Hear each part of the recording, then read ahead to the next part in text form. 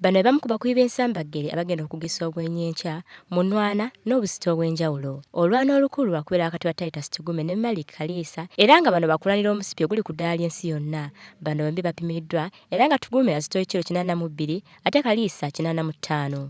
Tugume wano wategeerezza nga bwe yafukiddwa akadde amafuta ag'okuwangula era nga Kaliisa yali wanikiddewo nga tebannagenda mu miguwa.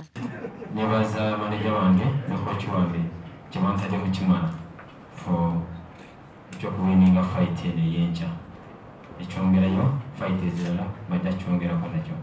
Kaliisa ebyo olumugudde mu matu kwe kutegeeza Tugume nga bagenda okujja n'akabiriiti era nga bwe kiba kyetagisa kukolereza Tugume ekitakirina mu ddakiika. Abawagizi bange mwenna nkoze training emala ndi focused bulungi era ndi concentrated ekimala sina distraction yonna okujjako ekintu eki focus eri ku Tugume enda kuba omukigo mujja kulowooza na training ne ISIS kasa gavumenti tekwata naye mbakakasa omukiga mujja kwebuuza gye nakola training.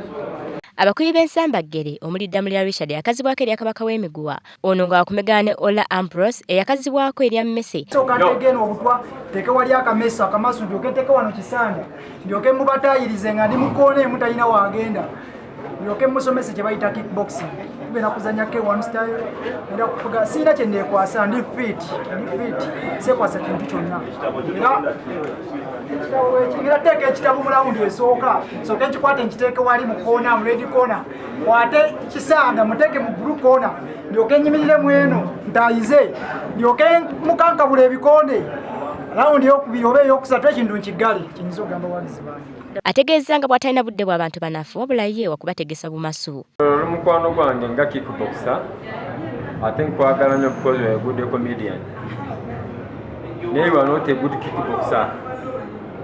Kati nga bw'ogamba unfair egenda kuggwa kwolwo unfair kekomekereze kwolwo nga 14 feb njagala okkirize nti nkusinga njagala okkirize nti manyi kickboxing njagala okkirize nti ndi muzanyi mulungi kickboxing ate ndi wali talented.